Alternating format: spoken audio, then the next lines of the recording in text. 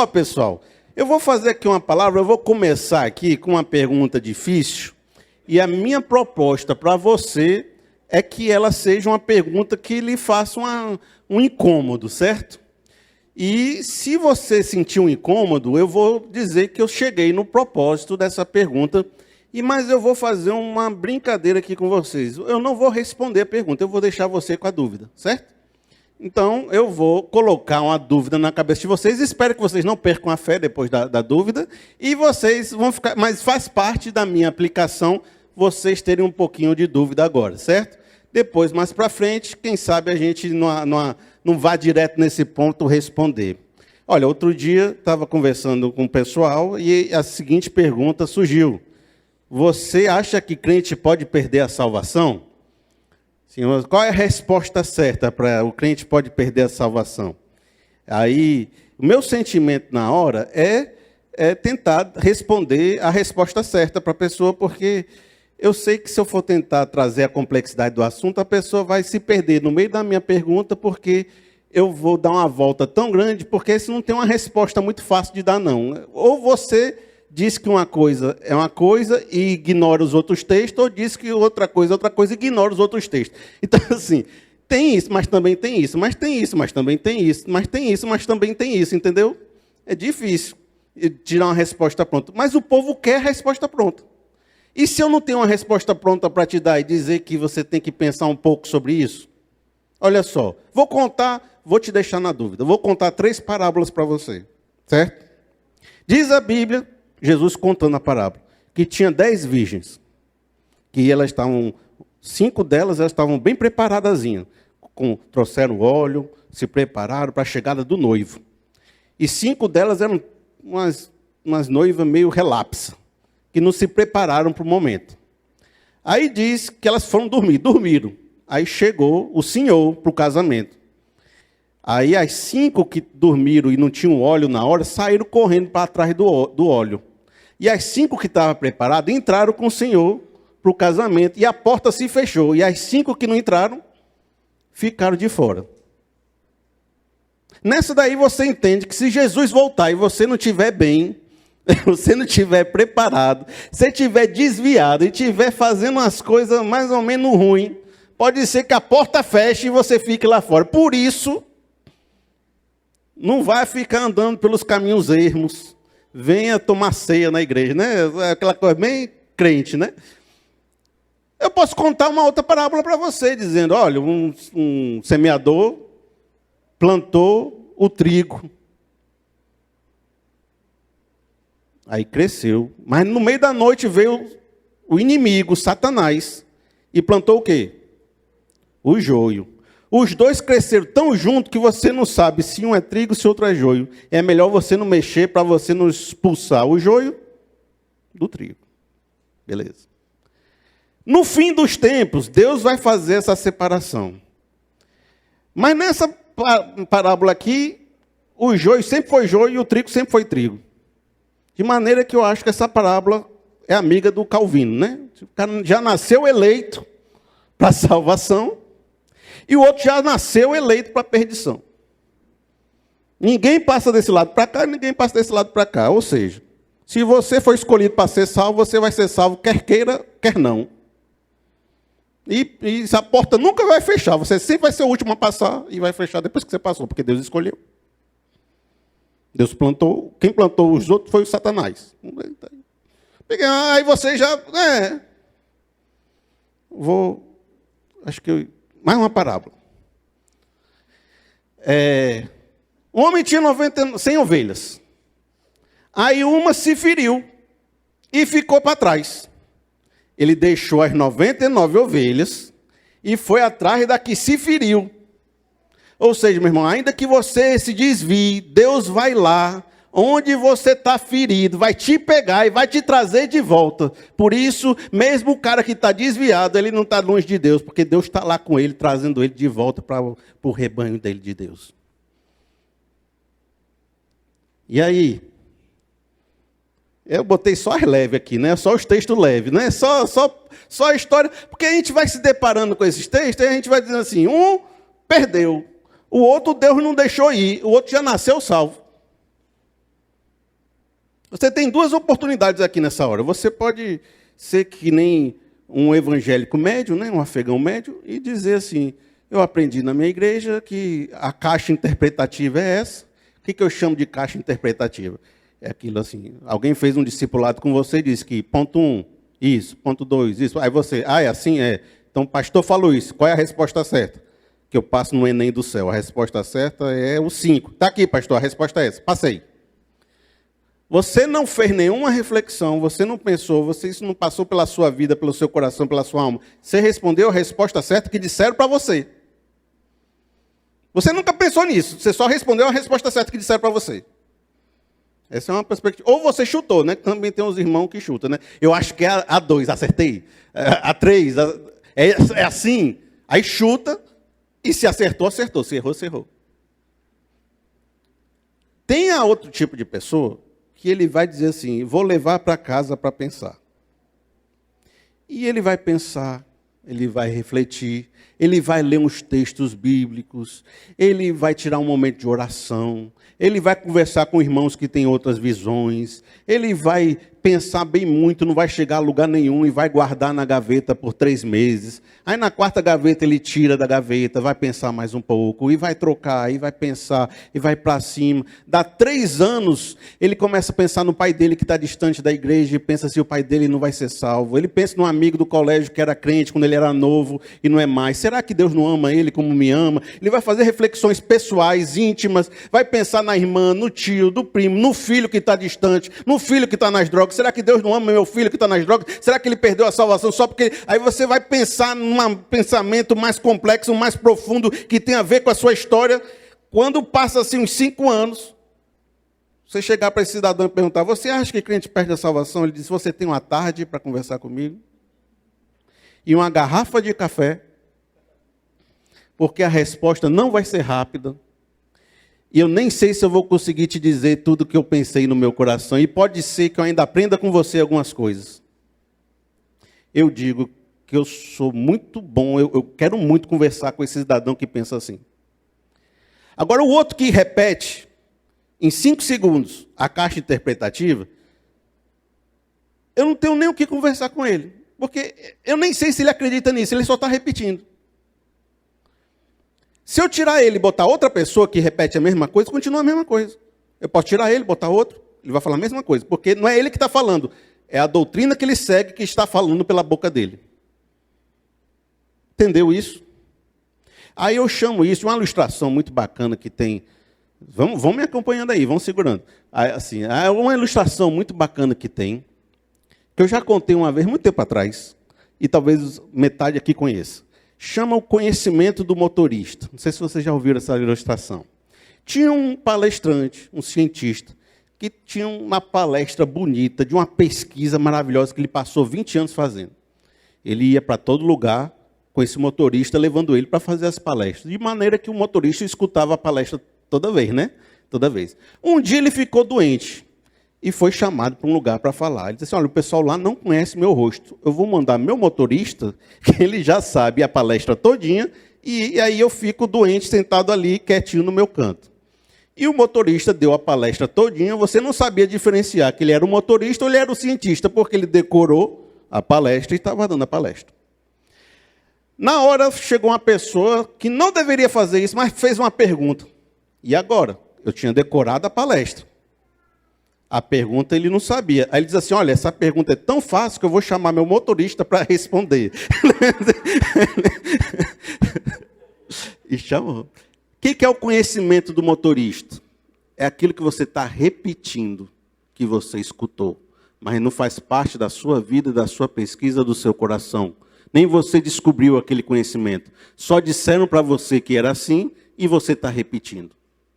Às vezes, eu acho que a gente está vivendo num Brasil cheio de motoristas, de conhecimento de motorista. E poucas pessoas têm dedicado seu coração a fazer uma reflexão pessoal, profunda, íntima, que traga algum tipo de novidade, de realidade para o nosso coração. Às vezes, eu sinto que está acontecendo muito assim. Talvez eu estava querendo hoje incentivar você a ter um pouco da sua própria reflexão. Porque a gente está vivendo muito um evangélico de Google. Você quer saber a resposta certa, você pergunta no Google e responde. A resposta certa é essa. Mas passou por você sem nenhum processamento. Se eu tirar você e botar outra pessoa, dá na mesma coisa. Porque você não fez diferença nenhuma. O seu coração, a sua vida, a sua interpretação.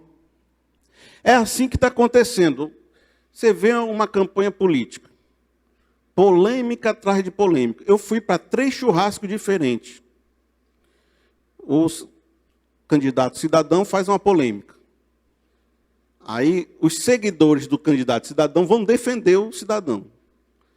3 churrascos diferentes. Os 3 falando a mesma coisa. Foi eles que deduziram isso? Ou eles estão copiando de alguém que falou, que agora eles reproduzem que nem um papagaio? O que você diz é o que você diz, ou você está copiando algo que alguém mandou você dizer?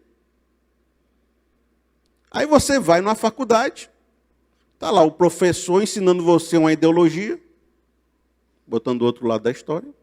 Você repete A mais B do que o professor falou, porque também se não repetir, não passa no mestrado, não passa no doutorado, não fecha o negócio, você tem que jogar o jogo do cara.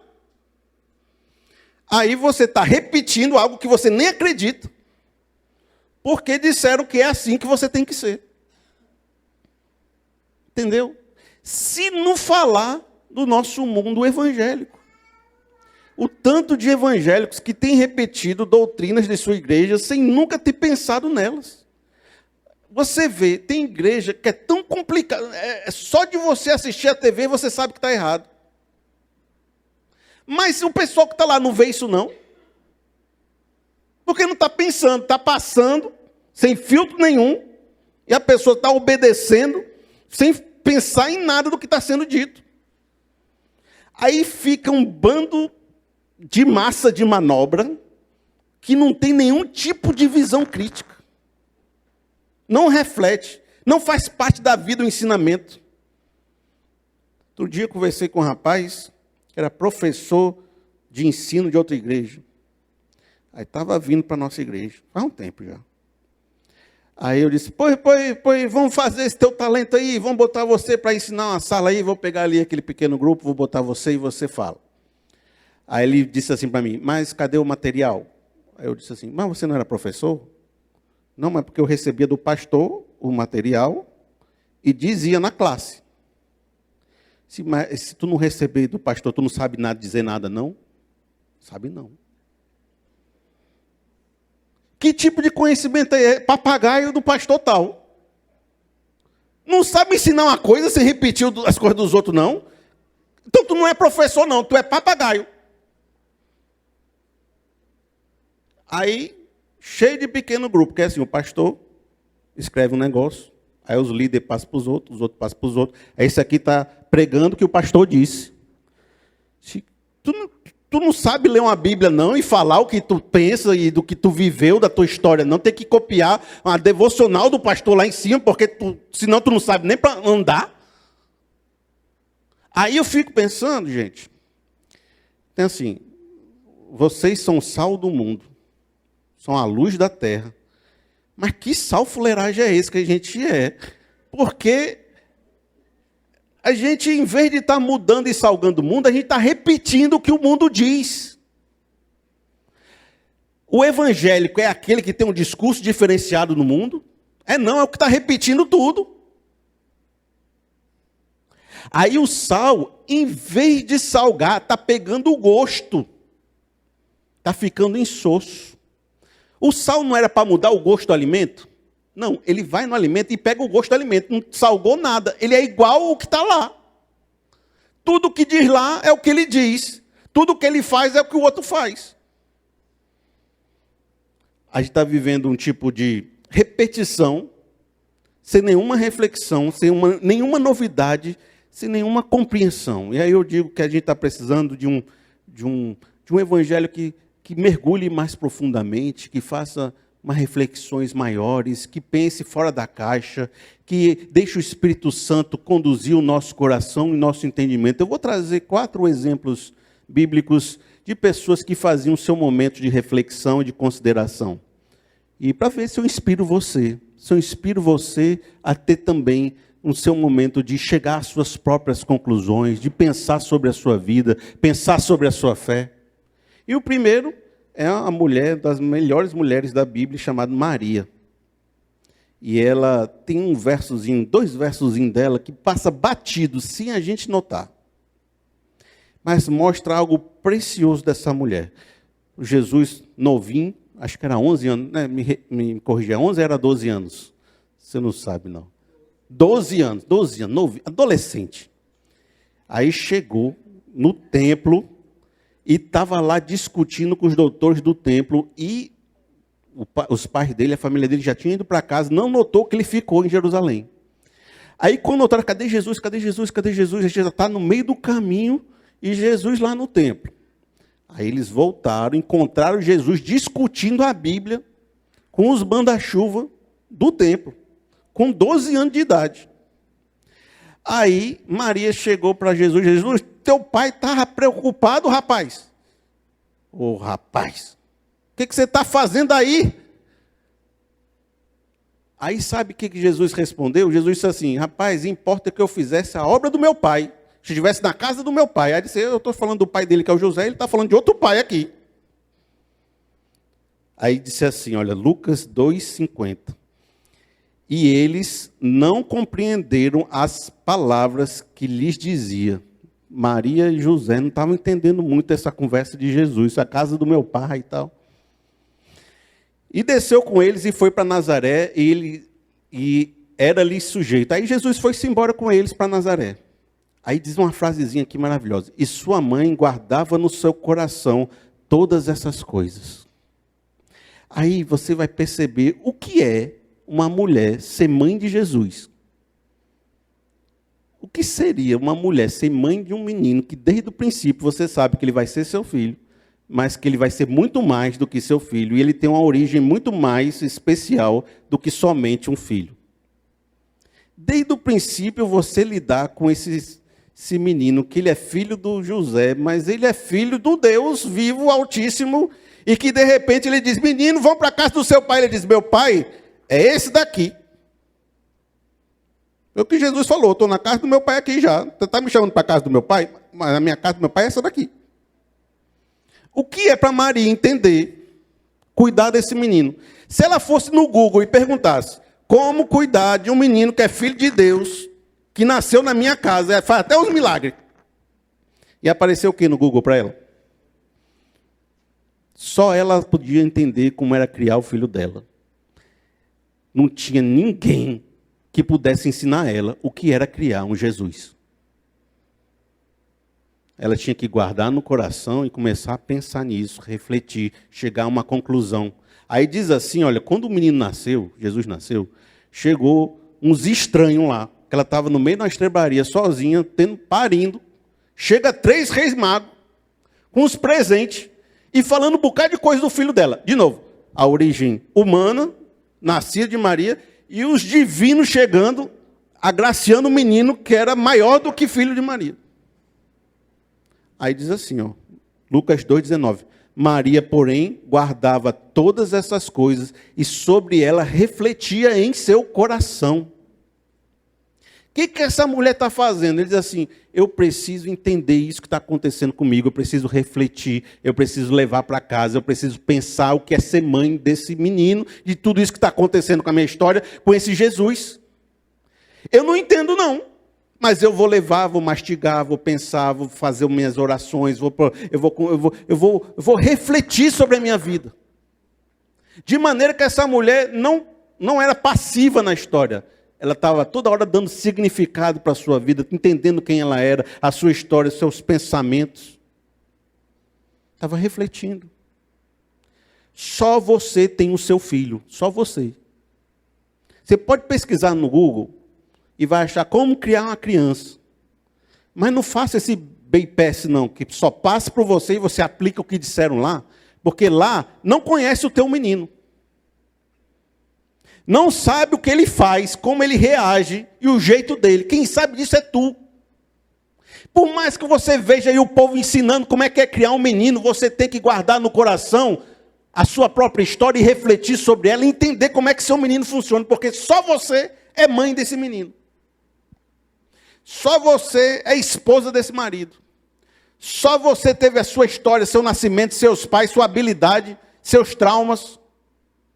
Então pode ser que haja muita ideia lá fora, mas não cabe em você, porque você é uma pessoa única. E não dá para aplicar tudo que você escuta lá em você.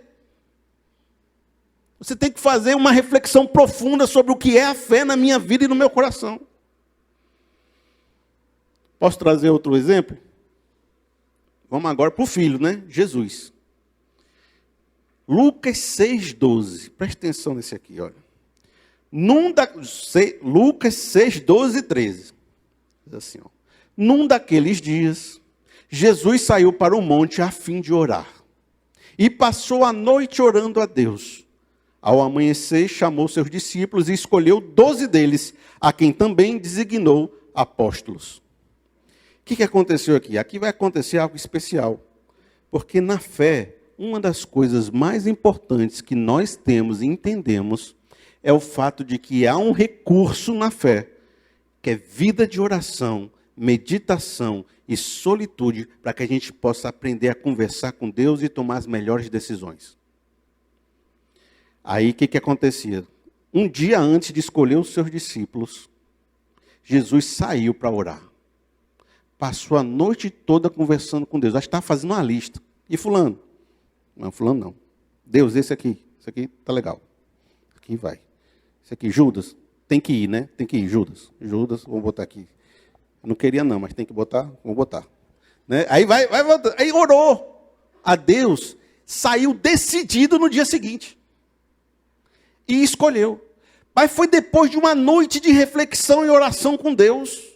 Ou seja, não é refletir por refletir, é refletir na presença de Deus. É refletir junto com Deus, é conversar com Deus sobre a sua vida, é entender como Deus pensa em você e através de você. Aí, amigo, às vezes a gente tem que, para organizar a nossa vida, ter um tempo a sós com Deus. Uma madrugada, quiçá uma semana orando. E às vezes abrindo o Excel com Deus. Você está olhando o Excel, não vê saída. Você diz assim, rapaz, não tem de onde tirar. Aí diz assim, eu vou orar. Deus, olha o meu Excel. Me ajuda a ver uma saída. Porque eu vou refletir na presença de Deus. Junto com Deus. Para decidir junto com Deus o que eu vou fazer no dia seguinte. Não adianta você tentar pegar uma fórmula pronta, porque você é uma pessoa única e Deus tem propósitos únicos para você. Você precisa aprender a orar, a tirar tempo de meditação e solitude com Deus. E a processar tudo aquilo que vem lá de fora, na presença de Deus, para saber aquilo que é bom e aquilo que é ruim, aquilo que você deve fazer e aquilo que você deve dispensar. Provai de tudo, mas retém o que é bom. Tudo lhe é lícito, mas nem tudo lhe convém fazer. E isso é uma decisão, isso é uma ética, isso é um processamento, isso é muita oração na presença de Deus. Mas o povo quer uma regra. 3. Vamos falar de Paulo. Paulo, os irmãos já sabem muito, conhecem muito a Bíblia, já sabem a história de Paulo. Mas, amigo, Paulo era alguém que achava que estava certo. Era alguém que responderia essas minhas perguntas em 5 segundos. Porque ele tinha certeza do que ele estava fazendo. Ele foi o perseguidor enfurecido da igreja que perseguia os cristãos, jogava na cadeia, torturava e fazia de tudo. Mas ele diz que fazia isso porque tinha muito zelo pela palavra de Deus. Olha, o cara tinha tanta certeza da fé dele e de toda a doutrina que ele seguia, que ele chegava a agir de forma violenta por causa da fé. Dizendo, se todo mundo não acreditar como eu acredito, está errado. Vou obrigar você a acreditar do jeito que eu acredito. Porque eu tenho tanta certeza do que eu acredito, que eu sou disposto a perseguir vocês por causa disso. Aí Jesus aparece para esse rapaz e diz, você sabe nada, inocente. Você sabe nada. Você está se achando sabedosão. Mas tu não sabe nada. Porque tu diz que está perseguindo em nome de Deus, se no fundo é a mim que você está perseguindo, quando você persegue esse pessoal. E bufo. o homem, tudo que ele acreditava, caiu por terra num dia. Toda a sua maneira de ver a vida, toda a sua petulância, toda a sua arrogância. E um dia, no dia seguinte, 3 dias depois, ele quis pregar Jesus. Deu certo, não. O povo que era judeu, amigo dele, começou a perseguir ele agora. E o povo que era cristão, disse, ele está fingindo que se converteu para pegar a gente. Então ele não tinha nem mais os amigos que tinha, e nem tinha os novos amigos. Nem tinha mais a posição que tinha, e nem tinha construído outra posição. Quem ele era? Ninguém. Sozinho, isolado, da noite para o dia. Sabe o que ele fez? Gálatas 1,17. Nem, isso aqui é depois, lá depois que aconteceu as coisas. Nem tornei a Jerusalém. Então ele foi para Damasco, para perseguir os cristãos de Damasco. No meio Jesus apareceu. Aí ele disse, depois da confusão lá em Damasco, eu nem voltei para Jerusalém. Não tinha nem espaço para mim. Ele disse assim, a ter com os que já antes de mim eram apóstolos, mas parti para a Arábia. Ele foi lá para os árabes. E voltei depois outra vez para Damasco. Passado 3 anos, fui a Jerusalém para ver Pedro. Esse é o momento da história de Paulo que os especialistas chamam de o período de silêncio. Ele ficou 3 anos sem você saber o que ele fez. Como é que eu mudo da água para o vinho, da noite para o dia? Eu tenho que passar uns 3 anos da minha vida pensando o que aconteceu comigo. E eu não vou ter amigo para me ajudar, porque os caras lá estão com raiva de mim, e esses aqui não me recebem. Diz até, tem algumas orientações, que a gente pode ver lá na frente, que Paulo tem alguns textos que fala das experiências especiais que ele teve com Deus, que se você voltar na data que ele falou, dá mais ou menos nesse período que ele estava isolado, tendo um íntimo relacionamento com Deus. Aí você percebe que às vezes ele vai passar 3 anos meditando, buscando em Deus, como é que ele vai agora pensar essa nova experiência que ele teve, essa nova missão que Deus deu para ele. Uma das coisas que eu aprendo com vocês é que alguns pensamentos vão durar 3 anos. E você não vai responder em 5 segundos, cara. Não é um Google que responde a sua vida. Alguns pensamentos vão durar uma vida. Algumas mudanças de rota precisam de tempo para acontecer. Você já pensou, eu não sei se você já viveu isso, mas quando eu mudei da minha antiga igreja para essa, eu passei 2 anos sem fazer nada, só sentado no banco. Porque eu não tinha condição de fazer nada. Eu tinha que entender as mudanças que aconteceram na minha vida. E quando você recebe uma notícia de uma doença, quando você recebe a notícia de uma morte, quando você não recebe a notícia que um sonho seu caiu por terra, como é que você faz? No outro dia você está bem? Tá não. É 3 anos para você conseguir se levantar de novo. E pensar por que aconteceu, de que forma aconteceu, quem sou eu depois de ter acontecido. Mas se você procura a resposta certa, não tem. Não tem a tua vida no Google dizendo o que você tem que pensar.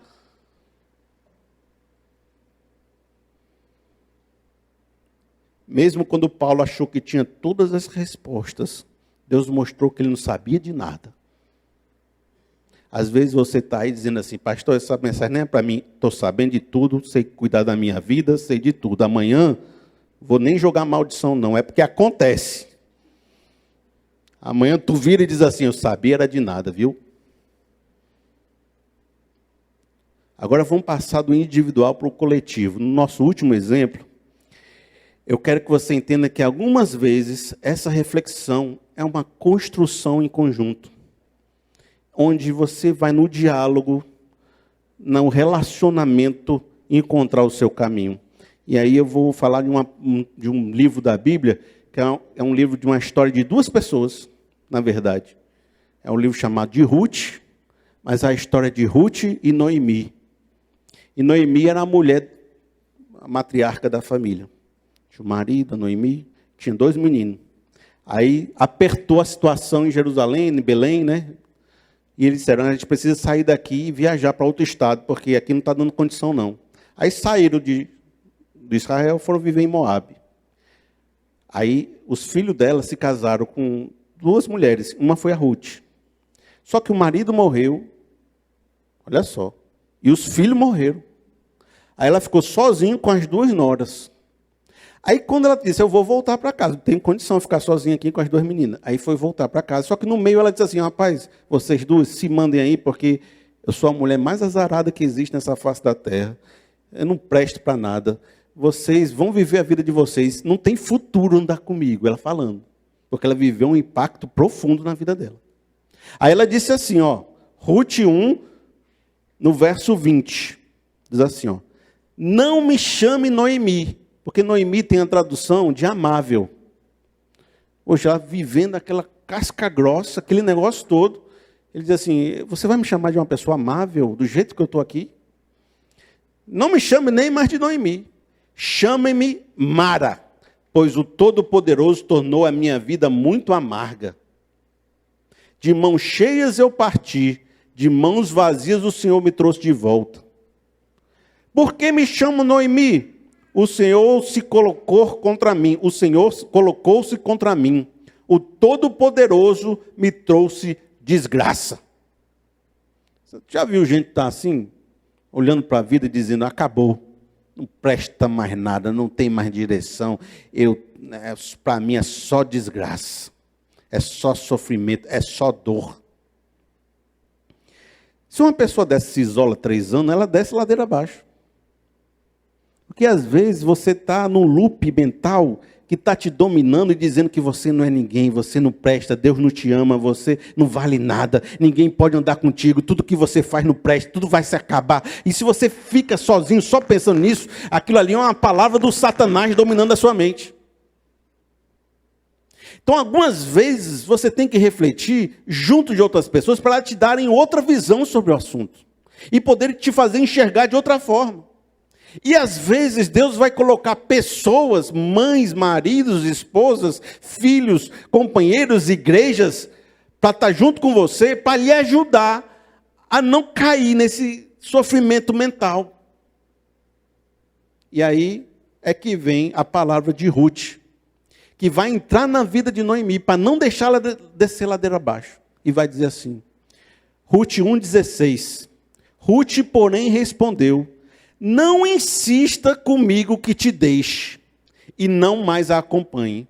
Aonde fores, irei. Aonde ficares, ficarei. O teu povo será o meu povo, e o teu Deus será o meu Deus.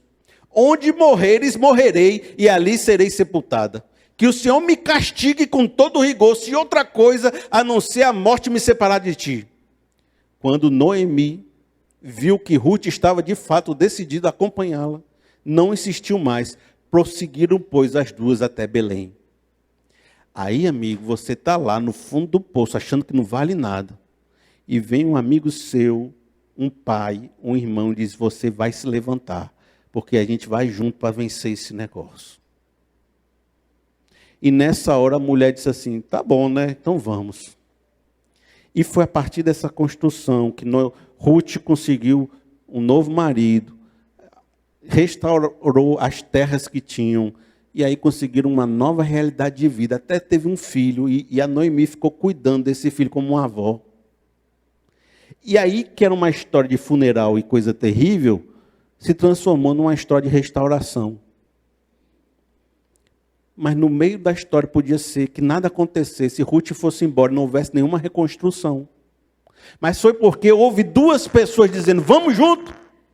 Vamos construir esse futuro junto, que a coisa se organizou novamente. Às vezes você não pode ficar só pensando sozinho, que a sua mente é difícil. Tem gente que tem uma mente difícil.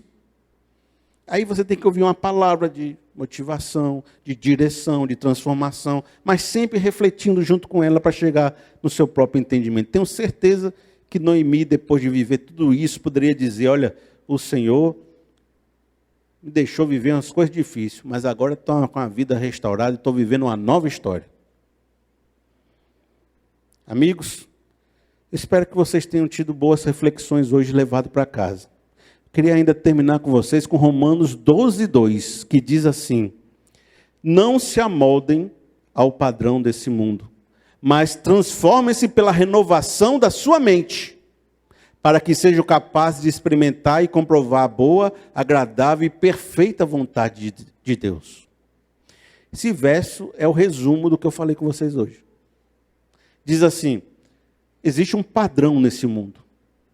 E Paulo está dizendo, se vocês pensarem igual esse padrão, qual é a diferença de vocês para o mundo? Vocês viraram o mundo. Não se amoldem, não fiquem igual o que todo mundo está dizendo aí fora. Mas renovem a sua mente. Principalmente renova se oferecendo como sacrifício vivo no altar de Deus, na presença de Deus. Aí sabe o que vai acontecer com vocês? Vocês vão experimentar a boa, perfeita e agradável vontade de Deus. Amém, pessoal? Para não deixar você indo para casa sem nenhum tipo de resposta, eu sou do time da ovelha perdida, certo? Aí vocês encontram a resposta aí. Mas eu sou do time da ovelha perdida. Bacana? Senhor nosso Deus, nosso Pai, muito obrigado, Senhor Deus, por tantas coisas que a gente ouviu hoje aqui agora. Eu queria que o Senhor pudesse aplicar no coração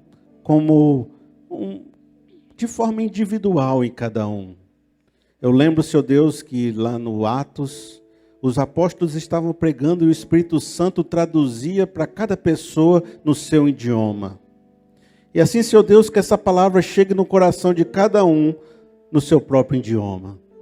Que cada pessoa leve para casa aquilo que o Senhor quis dizer e aquilo que o Senhor quis falar. Que cada pessoa possa tirar daí um incentivo a se tornar mais profundo, mais consciente da sua fé, da sua história, da sua vida, de como lidar com as questões da sua existência. E não apenas viva como conhecimento do motorista. Porque antes eu te conhecia de ouvir falar, mas hoje os meus olhos te veem. Por isso, Senhor Deus, se manifeste de forma tal no coração de cada um aqui presente. Que eles possam sair, Pai, com a certeza de que a partir de hoje, grandes coisas serão transformadas na sua mente, na sua vida e no seu coração. E eles não vão mais conseguir se amoldar nos padrões desse mundo, porque sua mente será renovada pelo poder do Espírito Santo. E há de ser que muitos aqui, Pai, vão experimentar a sua boa, perfeita e agradável vontade de Deus. Nos ajuda a ser sal e luz desse mundo, Pai, para fazer grandes transformações que Tu tens preparado para cada um de nós. Assim eu oro e te agradeço, Pai, em nome de Jesus. Amém.